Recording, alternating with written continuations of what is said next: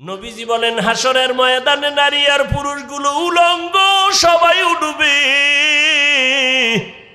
নারীরা উলঙ্গ, পুরুষেরা উলঙ্গ দাঁড়াবে। সূর্যটা মাথার উপরে নেমে আসবে। সূর্যের গরমে জমিনটা তামা হয়ে যাবে। নাফরমানদের মাথার মগজগুলো ভাতের মারের মতো ফুটতে থাকবে। ওদিকে জাহান্নামের আওয়াজ। জাহান্নাম চিৎকার দিয়া বলবে, ও দয়ার মালিক, বেনামাজি গুলো কই? নাফরমান গুনাহগার গুলো আমার পেটে দাও। নবী বলেন ওদিকে আমার আল্লাহ রাগান্বিত আওয়াজ দিয়া ফেলবেন, কুদরতের আওয়াজ দিবেন, বড় ভয়ঙ্কর আওয়াজ। লিমানিল মুলকুল ইয়াউম লিল্লাহিল ওয়াহিদিল কাহ্হার। নবীজি বলেন আমার আল্লাহ এতটা রাগান্বিত কুদরতের আওয়াজ দিবেন যে হাসরের ময়দানটা থরথর করে কেঁপে উঠবে। জাহান্নামের আওয়াজ। এমন অবস্থা হবে যে নবীদের কোনো গুনাহ নাই, সে নবীরাও কান্না শুরু করবেন। আদম আলাইহিস সালাম কান্না করবেন, মুসা নবী কাঁদবেন, ঈসা নবী কান্না করবেন, ইব্রাহিম নবী কান্না করবেন, নূহ নবী কান্না করবেন। উম্মতেরা পাগলের মতো দৌড়াবে, কোথায় যাবে একটু পরিত্রাণ পাওয়ার জন্য।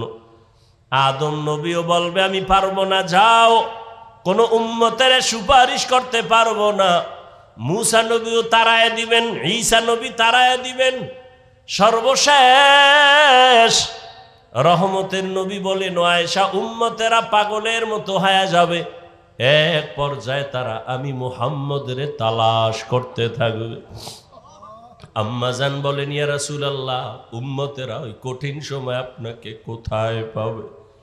মায়ার নবী কাঁদেন আর বলেন, আয়েশা, ওই কঠিন সময় আমি একমাত্র আমার রবের সামনে সিজদায় পড়ে মাকামে মাহমুদে কান্না শুরু করব। মুসা নবী কাঁদবেন নিজের জন্য, ঈসা নবী কান্না করবেন নিজের চিন্তায়, আদম নবী কাঁদবেন নিজের চিন্তা। আর আমি মুহাম্মদ কান্না করব, একবারও বলবো না আমার কথা, আমি বারবার বলবো আমার উম্মতের কি উপায়। আমি আমার মাওলাকে বলবো, আল্লাহ আমার উম্মতের খবর কি? আমার একটা উম্মত যেন জাহান্নামের আগুনে না যায়। জাহান্নামের একটা সেকেন্ডের গরম সহ্য করতে পারবে না। আমার আল্লাহ তখন আমার কান্না সহ্য করতে পারবেন না। দ্রুত বলবেন, হে নবী আপনি মাথা উঠান, আপনার কান্না আমি আল্লাহ সহ্য করতে পারি না। আমাকে তখন আমার আল্লাহ বলবে, যান আপনার উম্মতগুলো বাছাই করে করে জাহান্নাম থেকে জান্নাতের পথে নিয়ে যান। আমি তখন অর্ডার পাইয়া আমার গুনাহগার উম্মতগুলো বাছাই করে করে করে করে হাউজে কাউসারের কিনারায় নিয়ে দাঁড় করাবো। কারণ সূর্যের গরমে পানির এত পিপাসা, এতটা কঠিন, আমার উম্মতগুলোকে আমি ধরে ধরে হাউজে কাউসারের কিনারায় নিয়ে দাঁড় করাবো। আম্মা জান আয়েশা বললেন, ইয়া রাসূলুল্লাহ, কোটি কোটি কোটি মানুষের ভেতরে আপনার উম্মতের চিনবেন কিভাবে? মুসা নবীর উম্মত, ঈসা নবীর উম্মত, ইব্রাহিমের উম্মত কেমনে চিনবেন আপনারটা?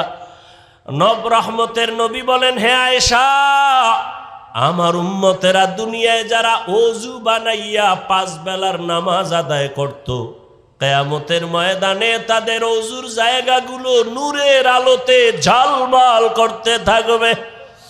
আমি দেখে দেখে ধরে ধরে বলবো, আয় আয় আয়, আমার উম্মতেরা আয়, হাউজে কাউসারের পানি আমার হাতে পান করে যাও।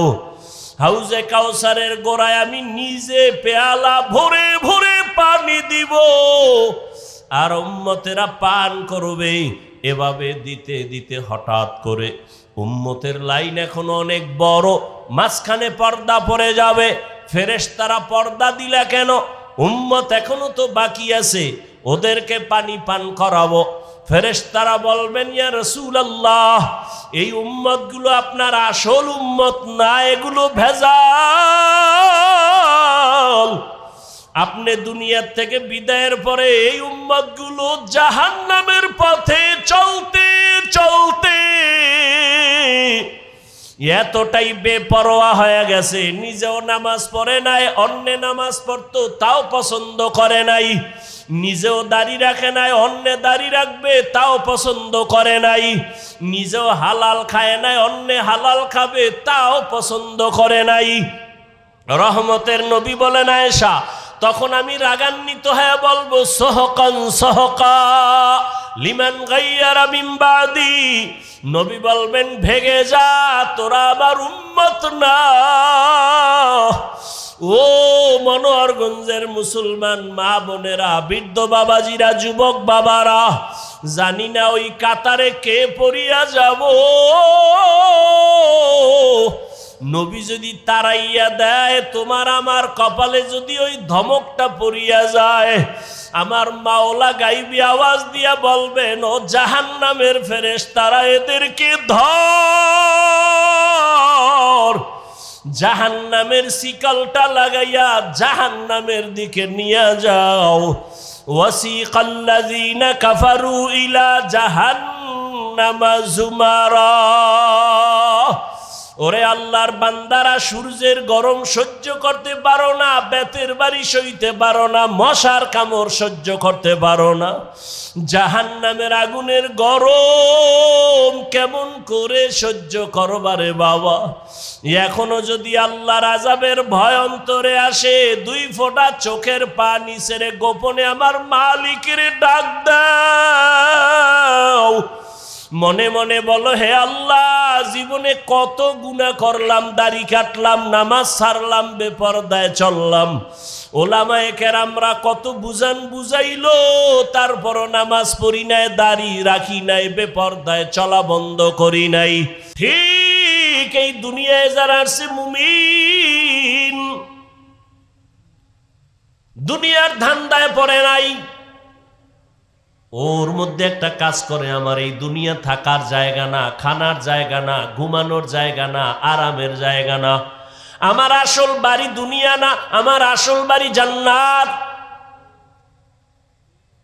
আমার আরামের জায়গা জান্নাত। আমি দুনিয়াতে আসছি কেন? ঘুমানোর জন্য না, খানার জন্য না, দুনিয়াতে আসার একমাত্র কারণ, আমি আসছি জান্নাতের বাড়িটা সুন্দর করার জন্য। আমি দুনিয়াতে আসছি আমার আব্বা আম্মাকে দেখা দেখা জান্নাত কামাই করার জন্য। আমি দুনিয়াতে আসছি আল্লাহর হুকুম মতো জীবন চালাইয়া আখেরাতের ময়দানে বাহাদুরের মতো বিনা হিসাবে জান্নাতে ঢোকার জন্য। এ কারণে আমার আল্লাহ বলেন, ও বান্দা, দুনিয়ার মধ্যে থাইকা আখেরাতের ফসল কামাই করো, কারণ অন্য কোনো জগৎ নাই আখেরাতের ফসল কামাই করার। আর দুনিয়া মাজরাতুল আখেরা, দুনিয়াতে থাকি আখেরাতের ফসল কামাই করো। তার মানে তুমি যে দুনিয়ায় থাইকা মা বাপ বাদ দিয়া, ছেলে মেয়ে বাদ দিয়া, বিবাহ শাদী বাদ দিয়া, ব্যবসা বন্ধ করে শুধু জিকির করবা, এটা না। বান্দা, তোমাকে আমি 24টা ঘন্টার একটা পর্দা লাগায় দিছি, রাত আর দিনের পর্দার মধ্যে তোমার জীবনটাকে আটকায় দিলাম। দিন রাত 24টা ঘন্টা দিলাম, কখনো দিন হবে বড়, রাত ছোট, আবার কখনো রাত হবে বড়, দিন ছোট। তুলিজুল লাইলা ফিন নাহার ওয়া তুলিজুন নাহারা ফিল লাইল ওয়া তুখরিজুল হাইয়া মিনাল মাইয়িতি ওয়া তুখরিজুল মাইয়িতা মিনাল হাইয়্যি ওয়া তারযুকু মান তাশাউ বিগাইরি হিসাব। ইয়া আইয়ুহাল্লাযীনা আমানুত্তাকুল্লাহা ওয়াল তানজুর নাফসুম মা কদ্দামাত লিগাদিন ওয়াত্তাকুল্লাহ। তোমার এই জীবনটা জীবন না, তোমার আমার আসল জীবন মরণের পরে, চোখ দুটো বন্ধ হওয়ার পরের জীবন তোমার, অনন্তকাল অসীম এক জীবন তোমার আমার। আদম নবী দুনিয়ার থেকে চলে গেলেন, কবরে কত হাজার বছর হয়ে গেল। তোমার আমার দাদা নানি আত্মীয় স্বজন মুরব্বীরা অনেকের চিনই না, কবরে পড়ে আছে, কত শত বছর হয়ে গেল। এর যুবক, তোমার মতো কত যুবক জেনারেল লাইনে থাইকাও আখেরাতের ময়দানে দৌড়াচ্ছে বারবার। স্কুলে পড়ে, কলেজে পড়ে, চাকরি করে, 5 বেলার নামাজ পড়ে, দাড়ি কামায় না। এরকম যুবক নাই? মিথ্যা বলবা না। তুমি পারো না কেন? ওয়াজ সারা জীবন শুনে লাভ কি? এই কথার জবাব দাও, আর জীবনে ওয়াজ লাগবে না। তোমার মতো যুবক যদি স্কুল কলেজে পড়ে, 5 বেলার নামাজ পড়ে, জবাব দাও তুমি পারো না কেন? আর ওয়াজের দরকার নাই, ওয়াজ তোমার এটাই যথেষ্ট। তুমি পারো না কেন? তোমার মতো যুবক র‍্যাব, আর্মি, পুলিশ, বিডিআরের চাকরি করে, 5 বেলার নামাজ পড়ে, দাড়িওয়ালা, সত্য বলো আছে না নাই? বিবেকটা দিয়া জবাব দাও, তুমি পারো না কেন? ও আমার কলিজার যুবক, তোমার মতো যুবক তাকায় দেখো, রাস্তায় গাড়ি চালায়, ড্রাইভারি করে, 5 বেলার নামাজি, দাড়িওয়ালা আসেনি। তোমার বিবেক দিয়া জবাব দাও, তুমি কেন পারো না? তোমার কপালে কার বরদোয়া লাগছে? তোমার উপরে বুঝি আমার আল্লাহ বেজার হয়ে গেল নাকি? আমি হুজুর হইতে বলছি, আমি হুজুর হইতে বলি নাই, হুজুর বানাইতেও আসি নাই। বাংলাদেশে হুজুর অনেক বাইরে গেছে, হুজুর লাগবে না। আমার দেশে এখন হুজুরের অভাব নাই, আদর্শবান ডাক্তারের অভাব, আদর্শবান ইঞ্জিনিয়ারের অভাব, আদর্শবান ডিসিএসপি, এমপি, মন্ত্রীর বড় অভাব। আজকে যদি আমার দেশের প্রত্যেকটা থানা, জেলার ওসি, এসপি, ডিসি যদি আদর্শবান নামাজি হতো, জমিনের মধ্যে কোরআনের বয়ান চলতো, কোনো মাস্তান বাধা দেওয়ার চিন্তাই করতো না।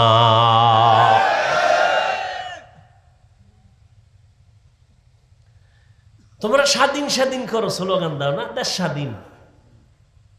দেশ স্বাধীন হলে চট্টগ্রামে আইনজীবীর গলায় ছুরি চালানো হয় কেন? দেশ স্বাধীন হলে বাড়িঘরে আগুন লাগে কেন? দেশ স্বাধীন হলে বক্তার ওয়াজে বাধা কেন এখনো? আলহামদুলিল্লাহ আমারটাই দিতে পারে না, আমি তো ওপেন ঘোষণা দিছি, যারা ওয়াজে বাধা দিব ওদের নাম লিস্টি করে আমাকে দাও, এবং কি বলতে চাই রেকর্ড করে ফেলো। ওই জালেমের বিরুদ্ধে আমি আবার নতুন ভাবে বাংলাদেশে আন্দোলনের ডাক দিব। নতুন ভাবে আন্দোলন হবে সমস্ত জালেমের বিরুদ্ধে। চরমনের মাঠে বলে আসছি না, 2 গরুয়ে ধান খায়, মালিকে বেত দিয়ে একটার উপরে বাড়ি মারছে, আর একটা দৌড় দিছে। মালিক কয় তোরে তো বাড়ি দি নাই, দৌড় দাও কেন? কয় এর পরের সিরিয়াল আমার। হ্যাঁ, কারো বিপদে লাফাইও না, নিজেও গাট্টি রেডি রাখো। আলেমদের সাথে বেদবি করবা, গাট্টি রেডি রাখো।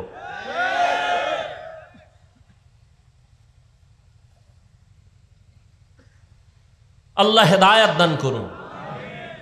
মসজিদে রাজনীতি চলবে না, খুব মজার কথা। ইমাম সাহেব থাকতে হবে নিরপেক্ষ, খুব সুন্দর কথা। কমিটির লোক কেন রাজনীতি হয়? ইমামকে নিরপেক্ষ রাখতে হলে কমিটির ব্যক্তিদেরকেও নিরপেক্ষ থাকতে হবে।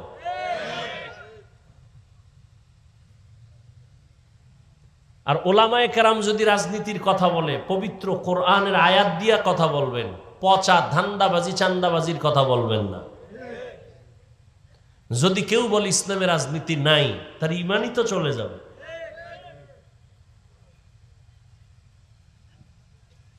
এই কথা শিখায় কারা? যারা ইসলাম চায় না। কারণ সবাই জানে ইসলাম ছাড়া শান্তি নেই, সবাই জানে, বুঝে, কিন্তু ভয়, ইসলাম আসলে চোরের চুরি আর চলবে না, এই জন্য ভয়। বাংলাদেশের মানুষ মনে করে আমরা তো নিরাপদে আছি, মায়ের কোলে, কোনো টেনশন নাই। ঝড় তুফান যদি শুরু হয়ে যায় আর ফিরবে না। বাংলাদেশ সাইজ করতে ওগা আঙ্গুলের একটা টোকাও লাগবে না, ওরা এটা সিরিয়ালের বাইরে রেখে দিছে।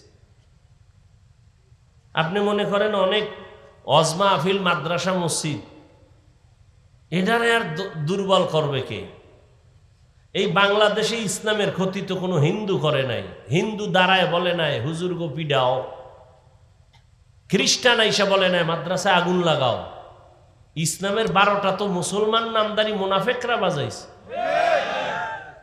এই যে আমি কথাগুলো বলছি আপনারা শুরুর থেকে শুনছেন, ঠিক এই বয়ানটা আগামী জুমায় কোনো ইমাম সাহেব করুক না মসজিদে, বলবে হুজুর 1 মাসের জন্য বাড়িতে বেড়াই আইয়েন। কারণ কি? ওই যে শিয়ালের হাতে মুরগি। আল্লাহ হেদায়াত দান করুন।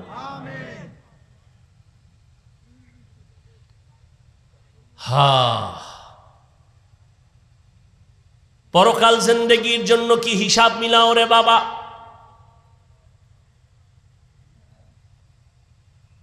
চোখের সামনে বুঝায় দিলাম রে যুবক বাবা, তোমার মতো যুবক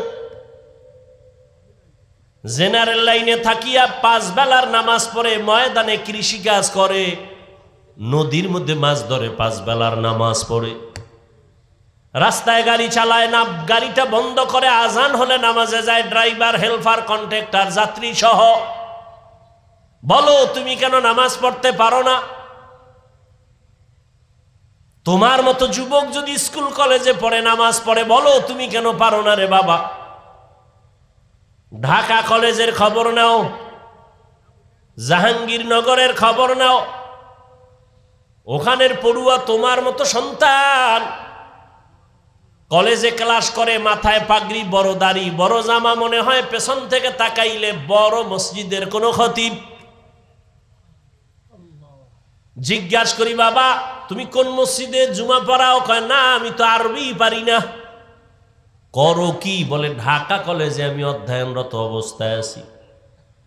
কলেজে ক্লাস করো এই অবস্থায় টুপি দাড়ি নিয়ে? বলে হ্যাঁ। সমস্যা? বলে সমস্যা নাই, কলেজের সব টিচার আমার জন্য দোয়া করে। তোমার ক্লাসে মাইয়া ভোলা নাই? কয় আছে। মাঝে মাঝে পার্কে আনন্দ মিছিলের ডাকে না বলে ডাকে। আমি না বলার আগে আমার ক্লাসের কিছু মেয়েরা বলেও আল্লাহর পথে আছে, ডিস্টার্ব করিস না, আমরা চল। ওকে ডিস্টার্ব করার দরকার নাই। ও যুবক, তোমাকে আমি পাগড়িওয়ালা টুপিওয়ালা হতে বলি না, তুমি স্কুলে পড়িও, ডাক্তার হও, ইঞ্জিনিয়ার হও, প্রফেসর হও, কিন্তু আমার দাবি একটাই হলো বেয়াদব হইও না রে বাবা।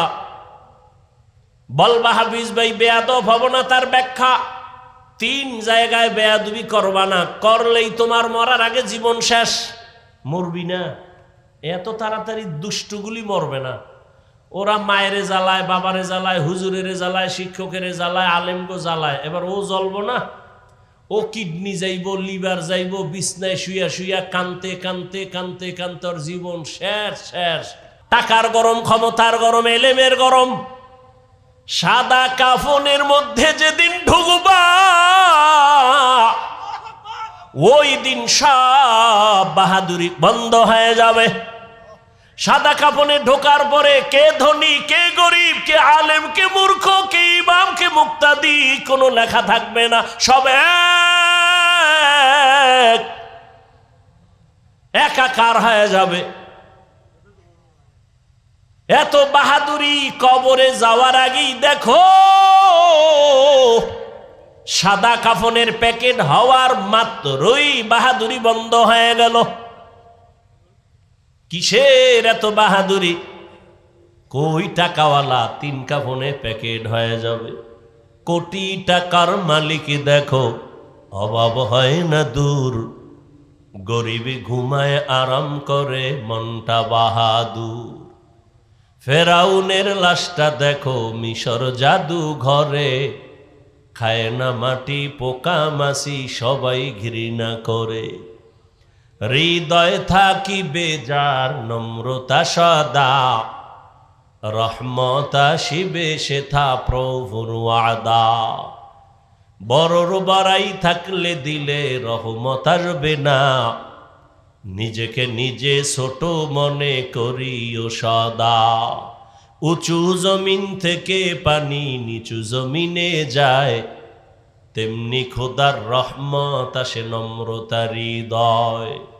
ভোগবিলাসের বাড়ি গাড়ি পরে রবে সব, থাকতে সময় স্মরণ করো আল্লাহ আমার রব। ইন্নাল্লাযীনা ক্বালু রাব্বুনাল্লাহু সুম্মা ইসতাকামু ফালা খাউফুন আলাইহিম ওয়ালা হুম ইয়াহজানুন।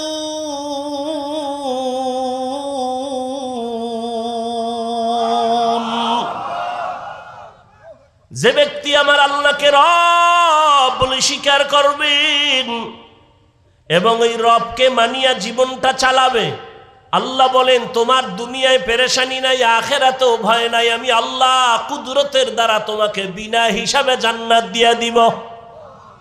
আতিনা ফি দারে দুনিয়া না হাসান, আতিনা ফি দারে উকবা না হাসান, ইয়া গিয়াসাল মুস্তাগীসিন ইহদিনা লিফতিখারা বিল উলুমে ওয়াল গিনা।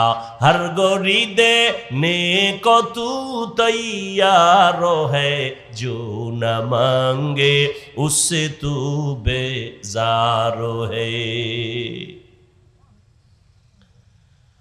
আপনারাও মুসলমান, আমিও মুসলমান। আপনার আমার আল্লাহ এক, নবী এক, কোরআন এক, কাবা এক, ধর্ম এক, কালেমা এক, দুনিয়াতে আসছি তাও এক, কাফনের কালার এক, সংখ্যাও এক, কবরের সাইজও হবে না। আপনাদের এলাকার কবর এক হাত বড়, কবরে রাখার পরে কবরের প্রশ্ন করা হবে কয়টা? তিনটা, তাও এক। আমাকেও যেই প্রশ্ন, আপনাকেও সেই প্রশ্ন। রবের পরিচয় দাও, ধর্মের পরিচয় দাও, রাহমাতুল লিল আলামিনের পরিচয় দাও। আপনিও মুসলমান, আমিও মুসলমান। আপনার আমার আল্লাহ এক, নবী এক, কোরআন এক, কাবা এক, ধর্ম এক, কালেমা এক। অথচ আপনাকে পাও ধরে বয়ান করা লাগবে কেন? বরং বয়ান করার পরেও তো দেখি আমি টুপি খুলতে চাই না। আপনি কেমন মুসলমান যে টুপি দিতে চান না? আমি পাও ধরে ধরে বলি ভাইজান দাড়িটা লম্বা করেন, আমি দাড়ি কাটতে চাই না। আপনি কেমন মুসলমান যে দাড়ি রাখতে চান না? আমিও মুসলমান, আপনিও মুসলমান। আমি মসজিদে না ঢুকলে লজ্জা পাই। আপনি কেমন মুসলমান যে মসজিদে ঢুকতে গেলে লজ্জা পান? আমিও মুসলমান, আপনিও মুসলমান। আমি বেপর্দায় চলতে গেলে লজ্জা পাই। আপনি কেমন মুসলমান যে পর্দা করতে গেলে লজ্জা পান? কপাল বুঝি পুড়িয়ে গেছে রে যুবক। আর কপালটা যদি পুড়িয়াই যায়, আমি হাফিজুর রহমান কেন, মক্কা মদিনার ইমাম কেন, স্বয়ং রসুলেও যদি বয়ান করে কপাল খুলবে না। যেই রসুলকে একটা নজর দেখা মাত্র জাহান্নামের আগুন হারাম হয়ে যায়, কেমন মায়ার নবী চিনলি না রে যুবক? যেই মায়ার নবীর চেহারা মোবারক এত সুন্দর, যেই রহমতের নবীকে এক নজর দেখলে পেটের ক্ষুধা থাকে না, কেমন মায়ার নবী? যেই রহমতের নবীকে একটা নজর দেখার জন্য গর্তের পিপিলিকা কান্না করে, কেমন মায়ার নবী আমার? যেই রহমতের নবীকে দেখার জন্য গর্তের সাপ অপেক্ষা করে, রহমতের নবীরে দেখবেন, কেমন মায়ার নবী আমার? রহমতের নবী রাস্তা দিয়ে যখন হাঁটে, দুই পার্শ্বের গাছগুলো নত হইয়া নবীরে সালাম দেয়। রহমতের নবী যখন রাস্তা দিয়ে হাঁটেন, জঙ্গলের প্রাণীরা বারবার আমার নবীরে সালাম জানায়। নবীজি খেজুর গাছের সাথে ট্যাক লাগায়া খুতবা পড়েন। কিছুদিন পরে সিদ্ধান্ত নিলেন, না এটা বাদ, নতুন একটা খুতবা দেয়ার মিম্বর বানাবে। বুখারী শরীফের ইবারত, খেজুর গাছ কান্না শুরু করছে। সাহাবায়ে কেরাম বলেন, মানুষের কান্নার মতো খেজুর গাছ থেকে, মরা খেজুর গাছ থেকে কান্নার আওয়াজ। রহমতের নবী বলেন, রে খেজুর গাছ কেন কাঁদো? আমি কি দোয়া করব তুই জিন্দা হবি, তোর কাছে খেজুর হবে, উম্মতেরা খাবে। খেজুর গাছ বলে, না ইয়া রাসূলুল্লাহ, এই দোয়া চাই না। কেন কাঁদো? বলে, আপনার বিরহের বেদনায় কান্না করি। কি চাও? বলে, এখানে জানাজা পড়ায়া দাফন করবেন, হাসরের ময়দানে আপনার সাথে জান্নাতে থাকতে চাই। নবী উস্তুনে হান্নানা আজহাজ রে রসুল নালামি জাদ হামচুয়ার বাবুকুল। রহমতের নবীর জন্য জঙ্গলের প্রাণীরা, নদীর মাছ এতটাই পাগল। কপাল খারাপ, আমরা মুসলমান হয়ে সেই নবীরে চিনতে পারলাম না। এরে নবীরা আশেক, রহমতের নবীর শরীর মোবারকে মশা মাছি পড়া হারাম। আম্মা জান আয়েশা রাদিয়াল্লাহু আনহা বলেন, নবীর শরীর মোবারকের ঘাম আমি বোতলে ভরে রাখতাম, আর আতর হিসাবে আমরা নবীর ঘাম ব্যবহার করতাম। কেমন রহমতের নবী আমার! আজও সেই নবী মদিনাতুল মুনাওয়ারা জিন্দা নবী, উম্মতের মায়ায় কান্না করে। এরে নবীর উম্মতের দল, আজ আমার নবীর বিরুদ্ধে এত অত্যাচার, এত ষড়যন্ত্র, মুসলমানের উপরে হামলা শুধু কালেমার কারণে, রহমতের নবীর উম্মত হওয়ার কারণে। না হয় ফিলিস্তিনের মুসলমানের তো অন্য কোনো অপরাধ নেই। তুমি আজকে 3 বেলা খানা খাও, কত আরামে ঘুমাও। ফিলিস্তিনের মুসলমান রমজান গেল, সাহারি খেতে পারে না, ইফতারি নাই। মায়ের সামনে সন্তানের জবাই করে, সন্তানের সামনে মা বাবাকে জবাই করে, ধর্ষণ করে। এরে সন্তান ও মা বাবারা, একটা সন্তান অসুস্থ হয়ে গেলে তোমার ঘুম আসে না, সন্তান অসুস্থ, পাগল হয়ে যাও। অথচ ফিলিস্তিনের মুসলমানের অবস্থা দেখলে কোনো মানুষ স্থির থাকতে পারে না রে বাবা। আসলে আল্লাহর ভয় অন্তরে নাই, নিজের মধ্যেই তো ইমানের দুর্বলতা। কয়দিন আর দুনিয়ার এই বাহাদুরি রে বাবা, এখনো সময় আছে, তওবা করো। দুনিয়াটা কিছুই না, চোখ বন্ধ করলে সব শেষ হয়ে যাবে। আজ আমি তুমি বলি, আমার বাড়ি, আমার গাড়ি, আমার টাকা, আমার পয়সা, সব আমার আমার আমার। আজরাইল যেদিন হাজির হয়ে যাবে, দেখবা নিজের জামাটাও কিন্তু আর আমার থাকবে না। আমার জামা, আমার গেঞ্জিগুলো বেলেট দিয়া কেটে কেটে রেখে দিবে তোমার আমার সন্তানেরা। আমার হাতের ঘড়িটা আর একজনের হাতে দিয়া বলবে এটা আমার। আমার মোবাইলটা আর আমার থাকবে না, আর একজনের মালিক হয়ে বলবে এটা আমার মোবাইল। আমাকে 3টা কাফনে পেঁচাইয়া ঘর থেকে বিদায় করে দিবে।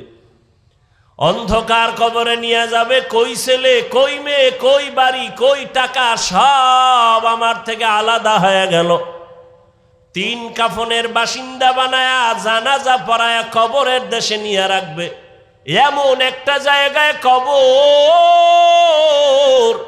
যেখানে দিনের বেলাও যাইতে সবাই ভয় পায়। বাঁশবাগান বাড়ির পেছনের অংশ, ওখানে কেউ যায় না, সাপ বিচ্ছু থাকার গর্ত। কবরে রাখিয়া সবাই চলে যাবে, আর খবর নিবে না। তবে হ্যাঁ, যদি কিছু নেক আমল করে যাও, ভালো সন্তান রেখে যাও, কোরআন পড়নেওয়ালা, মাদ্রাসা মসজিদ রেখে যাও, আলেম ওলামা বানায় রেখে যাও, এদের দোয়া চলবে কবরে। তাও যদি না থাকে, কবরে আর কিছুই যাবে না রে বাবা। রহমতের নবী আম্মা জান আয়েশা বলেন, আমার হুজরায় বসে নবী গুনগুন করে কান্না করেন। আমি জিজ্ঞাসা করতাম, ইয়া রাসূলুল্লাহ, আমি আয়েশার কোনো বেয়াদবির কারণে আপনি কান্না করেন? কয় না না, তো কেন আপনি কাঁদেন? আম্মা জান আয়েশার জবাবে রহমতের নবী বলেন, হাসরের ময়দানের ভয়ঙ্কর হালাত আমার যখন মনে পড়ে চোখের পানি ধরে রাখতে পারি না রে আয়েশা। হাসরের ময়দানটা কত যে ভয়ঙ্কর, আমার উম্মতের কি হালাত হবে আয়েশা। আম্মা জান বলেন কেমন হালাত? নবীজি বলেন হাসরের ময়দানে নারী আর পুরুষগুলো উলঙ্গ সবাই উঠবে, নারীরা উলঙ্গ পুরুষেরা উলঙ্গ দাঁড়াবে, সূর্যটা মাথার উপরে নেমে আসবে, সূর্যের গরমে জমিনটা তামা হয়ে যাবে, নাফরমানদের মাথার মগজগুলো ভাতের মারের মতো ফুটতে থাকবে, ওদিকে জাহান্নামের আওয়াজ, জাহান্নাম চিৎকার দিয়া বলবে ও দয়ার মালিক বেনামাজি গুলো কই, নাফরমান গুনাহগার গুলো আমার পেটে দাও। নবী বলেন ওদিকে আমার আল্লাহ রাগান্বিত আওয়াজ দিয়া ফেলবেন, কুদরতের আওয়াজ দিবেন, বড় ভয়ঙ্কর আওয়াজ, লিমানিল মুলকুল ইয়াউম লিল্লাহিল ওয়াহিদিল কাহ্হার। নবীজি বলেন আমার আল্লাহ এতটা রাগান্বিত কুদরতের আওয়াজ দিবেন যে হাসরের ময়দানটা থরথর করে কেঁপে উঠবে। জাহান্নামের আওয়াজ, এমন অবস্থা হবে যে নবীদের কোনো গুনাহ নাই, সে নবীরাও কান্না শুরু করবেন। আদম আলাইহিস সালাম কান্না করবেন, মূসা নবী কাঁদবেন, ঈসা নবী কান্না করবেন, ইব্রাহিম নবী কান্না করবেন, নূহ নবী কান্না করবেন। উম্মতেরা পাগলের মতো দৌড়াবে, কোথায় যাবে একটু পরিত্রাণ পাওয়ার জন্য। আদম নবীও বলবে আমি পারবো না, যাও, কোনো উম্মতের সুপারিশ করতে পারবো না। মূসা নবীও তাড়ায় দিবেন, ঈসা নবী তাড়ায় দিবেন। সর্বশেষ রহমতের নবী বলেন আয়েশা উম্মতেরা পাগলের মতো হয়ে যাবে, এক পর্যায়ে তারা আমি মুহাম্মদের তালাশ করতে থাকবে। আম্মা জান বলেন ইয়া রাসূলুল্লাহ, উম্মতেরা ওই কঠিন সময় আপনাকে কোথায় পাবে? মায়ার নবী কাঁদেন আর বলেন আয়েশা, ওই কঠিন সময় আমি একমাত্র আমার রবের সামনে সিজদায় পড়ে মাকামে মাহমুদে কান্না শুরু করব। মূসা নবী কাঁদবেন নিজের জন্য, ঈসা নবী কান্না করবেন নিজের চিন্তায়, আদম নবী কাঁদবেন নিজের চিন্তা, আর আমি মুহাম্মদ কান্না করব, একবারও বলবো না আমার কথা, আমি বারবার বলবো আমার উম্মতের কি উপায়। আমি আমার মাওলাকে বলবো আল্লাহ আমার উম্মতের খবর কি, আমার একটা উম্মত যেন জাহান্নামের আগুনে না যায়, জাহান্নামের একটা সেকেন্ডের গরম সহ্য করতে পারবে না। আমার আল্লাহ তখন আমার কান্না সহ্য করতে পারবেন না, দ্রুত বলবেন হে নবী আপনি মাথা উঠান, আপনার কান্না আমি আল্লাহ সহ্য করতে পারি না। আমাকে তখন আমার আল্লাহ বলবে যান আপনার উম্মতগুলো বাছাই করে করে জাহান্নাম থেকে জান্নাতের পথে নিয়ে যান। আমি তখন অর্ডার পাইয়া আমার গুনাহগার উম্মতগুলো বাছাই করে করে করে করে হাউজে কাউসারের কিনারায় নিয়ে দাঁড় করাবো, কারণ সূর্যের গরমে পানির এত পিপাসা, এতটা কঠিন, আমার উম্মতগুলোকে আমি ধরে ধরে হাউজে কাউসারের কিনারায় নিয়ে দাঁড় করাবো। আম্মা জান আয়েশা বললেন ইয়া রাসূলুল্লাহ, কোটি কোটি কোটি মানুষের ভেতরে আপনার উম্মতের চিনবেন কিভাবে? মূসা নবীর উম্মত, ঈসা নবীর উম্মত, ইব্রাহিমের উম্মত কেমনে চিনবেন আপনারটা?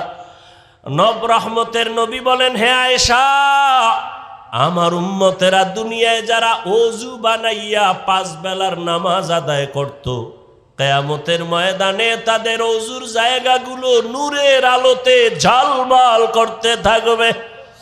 আমি দেখে দেখে ধরে ধরে বলবো আয় আয় আয়, আমার উম্মতেরা আয়, হাউজে কাউসারের পানি আমার হাতে পান করে যাও। হাউজে কাউসারের গোড়ায় আমি নিজে পেয়ালা ভরে ভরে পানি দিব, আর উম্মতেরা পান করবে। এভাবে দিতে দিতে হঠাৎ করে উম্মতের লাইন এখন অনেক বড়, মাঝখানে পর্দা পড়ে যাবে। ফেরেশতারা পর্দা দিলা কেন? উম্মত এখনো তো বাকি আছে, ওদেরকে পানি পান করাবো। ফেরেশতারা বলবেন, ইয়া রাসূলুল্লাহ, এই উম্মতগুলো আপনার আসল উম্মত না, এগুলো ভেজাল। আপনি দুনিয়ার থেকে বিদায়ের পরে এই উম্মতগুলো জাহান্নামের পথে চলতে চলতে এতটাই বেপরোয়া হয়ে গেছে, নিজেও নামাজ পড়ে নাই, অন্যে নামাজ পড়তো তাও পছন্দ করে নাই, নিজেও দাড়ি রাখে নাই, অন্যে দাড়ি রাখবে তাও পছন্দ করে নাই, নিজেও হালাল খায় নাই, অন্যে হালাল খাবে তাও পছন্দ করে নাই। রহমতের নবী বলেন আয়েশা, তখন আমি রাগান্বিত হয়ে বলবো, সহকান সহকা লিমান গায়্যারা মিন বাদি। নবী বলবেন, ভেগে যা, তোরা আমার উম্মত না। ও মনোহরগঞ্জের মুসলমান মা বোনেরা, বৃদ্ধ বাবাজিরা, যুবক বাবারা, জানি না ওই কাতারে কে পড়িয়া যাব। নবী যদি তারাইয়া দেয়, তোমার আমার কপালে যদি ওই ধমকটা পড়িয়া যায়, আমার মাওলা গাইবি আওয়াজ দিয়া বলবেন, ও জাহান্নামের ফেরেশতারা, এদেরকে ধর, জাহান্নামের শিকলটা লাগাইয়া জাহান্নামের দিকে নিয়ে যাও। ওয়াসিকাল্লাযীনা কাফারু ইলা জাহান্নামা যুমারা। ওরে আল্লাহর বান্দারা, সূর্যের গরম সহ্য করতে পারো না, বেতের বাড়ি সইতে পারো না, মশার কামড় সহ্য করতে পারো না, জাহান্নামের আগুনের গরম কেমন করে সহ্য করবারে বাবা। এখনো যদি আল্লাহর আযাবের ভয় অন্তরে আসে, 2 ফোঁটা চোখের পানি ছেড়ে গোপনে আমার মালিকের ডাক দাও। মনে মনে বলো, হে আল্লাহ, জীবনে কত গুনাহ করলাম, দাড়ি কাটলাম, নামাজ ছাড়লাম, বেপরদায় চললাম, ওলামায়ে কেরামরা কত বুঝান বুঝাইলো, তারপরও নামাজ পড়ি নাই, দাড়ি রাখি নাই, বেপরদায় চলা বন্ধ করি নাই। আজকে থেকে তৈরি হয়ে গেলাম, আর নামাজ ছাড়বো না, বেপরদায় চলবো না, দাড়ি কাটবো না, মা বাবারে কষ্ট দিয়া বরদোয়া নিব না, ওলামায়ে কেরামের দোয়া নিয়া, শিক্ষকের দোয়া নিয়া, নবীর তরিকা মেনে চলবো রে বাবা। হেদায়াতের মালিক আমার আল্লাহ, কপাল যদি ভালো হয় তওবা করো, কয়দিন আর দুনিয়ার বাহাদুরি করবা। চোখের সামনে কত যুবকের লাশ আর লাশ, এই জীবনে কত যুবকের জানাজা পড়ায় কবরে রাখলাম রে বাবা। ডানে বামে তাকায় দেখো, কত আপনজন বন্ধুরা চলে গেল, একদিন তোমার চলে যাওয়ার ডাক চলে আসবে। ওই দিনটা আসার আগে তওবা করে নাও। মা বাবার দোয়া নিয়া, শিক্ষকের দোয়া নিয়া, উলামায়ে কেরামের পরামর্শ নিয়া নবীর আদর্শে জীবনটা গড়াও। মরিয়া গেল তুমি অমর হয়ে থাকবে, নবীর আদর্শের মালা গলায় লাগাও। আর নামাজ ছাড়িও না, দাড়ি কাটিও না, বেপরদায় চলিও না রে বাবা। তওবা করে না ও বৃদ্ধ বাবাজি, ও পর্দার আড়ালের মা বোনেরা। আপনার মতো কত মা স্বামীর মাল হেফাজত করে, পর্দা করে, নামাজ পড়ে, মোবাইলে সময় নষ্ট করে না। আপনারা কেন পারবেন না? নিজেও সঠিক পথে চলেন, স্বামীর মাল হেফাজত করেন, সন্তানটাকে আদর্শবান কোরআন পড়নেওয়ালা ডাক্তার বানায় যান, ইঞ্জিনিয়ার বানায় যান। কোরআন পড়ে পড়ে সন্তান দোয়া করবে, নামাজ পড়বে, জীবনটা ধন্য হয়ে যাবে। ও আল্লাহর বান্দারা, তওবা করার মতো যদি অন্তর তৈরি হয়, মুনাফিকি অন্তরে যদি না থাকে, খাঁটি তওবার নিয়ত যাদের আছে, 2টো হাত আমার আল্লাহকে দেখাইয়া দাও। আয় আল্লাহ, আমাদের হাতগুলো কবুল করে নেন, তওবা কবুল করে নেন, তওবার উপরে মজবুত হইয়া চলার তৌফিক দান করেন, আমিন। আলহামদুলিল্লাহি রাব্বিল আলামিন, ওয়াসসালাতু ওয়াসসালামু আলা সাইয়্যিদুল আম্বিয়াই ওয়াল মুরসালিন ওয়া আলা আলিহি ওয়া আসহাবিহি আজমাইন। ইয়া আরহামার রাহিমিন, ইয়া আরহামার রাহিমিন, ইয়া আরহামার রাহিমিন। রব্বিরহামহুমা কামা রব্বায়ানি সগীরা। আল্লাহুম্মা ইন্নাকা আফুউন কারীম তুহিব্বুল আফওয়া ফা'ফু আন্না। আল্লাহুম্মা ইন্না নাসআলুকা রিযাকা ওয়াল জান্নাহ ওয়া নাউযু বিকা মিন সাখাতিকা ওয়ান নার। আল্লাহুম্মা ইন্না নাউযু বিকা মিনাল বারাসি ওয়াল জুনুনি ওয়াল জুযামি ওয়া সাইয়্যিল আসকাম। আল্লাহুম্মা জাআলনি ফি আইনি সাগীরান ওয়া ফি আ'য়ুনিন নাসি কাবীরা। রব্বানা যালামনা আনফুসানা ওয়া ইল্লাম তাগফির লানা ওয়া তারহামনা লানাকুনান্না মিনাল খাসিরিন। রব্বানা লা তুযিগ কুলুবানা বা'দা ইয হাদাইতানা ওয়া হাব লানা মিন লাদুনকা রাহমাহ ইন্নাকা আনতাল ওয়াহ্হাব। ও দয়ার মালিক, কুদরতের নজর দিয়ে দেখেন উলামায়ে কেরাম, মুরব্বী, হাজী সাহেব, কত ব্যবসায়ী, চাকরিজীবী, পর্দার আড়ালের মা বোনেরা, যুবক ছাত্র বাবারা গুনার বোঝা নিয়ে হাজির, তওবার নিয়তে হাত তুলেছি। রে আল্লাহ, আর গুনাহ করব না, আর নাফরমানি করব না। গুনার কারণে আমার হাত না পাক, আমার চোখ না পাক, আমার জিহ্বা না পাক, আমার অন্তর না পাক। শয়তানের ধোকায় পড়ে অন্যায় করেছি, দয়া করে ক্ষমা চাই, আর গুনাহ করব না। রে আল্লাহ, গুনাহ নিয়ে কবরে যেতে চাই না, জাহান্নামের গরম সহ্য করতে পারবো না। রে আল্লাহ, আয় আল্লাহ, আমরা আপনার আদরের নবীর উম্মত, মেহেরবানি করে আমাদের সকলের জীবনের গুনাহগুলো মাফ করে দেন। আয় আল্লাহ, সুন্নাতওয়ালা জিন্দেগি দান করেন। আয় আল্লাহ, নবীজির রওজা মোবারকে গিয়া সালাম দেওয়ার তৌফিক দান করেন। আয় আল্লাহ, বাইতুল্লাহর গিলাফ ধরে লাব্বাইক বলার তৌফিক দান করেন। আয় আল্লাহ, মাহফিল কবুল করে নেন, আয়োজনকারী সহযোগিতাকারীদের কবুল করে নেন, সারা দুনিয়াবাসীকে মাফ করে দেন। ফিলিস্তিনের মুসলমানের কান্নার আওয়াজ আয় আল্লাহ সহ্য করা যায় না, কুদরতের নজর দিয়া রহমতের চাদর বিছায়া দেন আল্লাহ। জালেমদের জুলুম থেকে হেফাজত করেন আল্লাহ। মুসলমানের ঈমান ও আমলে ইজ্জতের হেফাজত করেন। জালেমদের ধ্বংস করে দেন আল্লাহ, জালেমদের ধ্বংস করে দেন আল্লাহ, জালেমদের ধ্বংস করে দেন আল্লাহ। আয় আল্লাহ, সারা দুনিয়ার মুসলমানদের হেফাজত করেন, বাংলাদেশ শান্তির দেশ বানায় দেন। আয় আল্লাহ, জুলুম থেকে দেশ ও জাতিকে হেফাজত করেন। আয় আল্লাহ, মেহেরবানি করে আমাদের সবাইকে দিনের জন্য কবুল করে নেন। মা বোনদের আবেদা পর্দাওয়ালা বানায় দেন, সন্তানগুলো নেককার বানায় দেন। আয় আল্লাহ, যারা লেখাপড়া করে পরীক্ষার্থী কামিয়াবি দান করেন, মাদ্রাসা মসজিদ কবুল করে নেন। আয় আল্লাহ, আমার যুবকদের দিনের খাদেম বানায় দেন।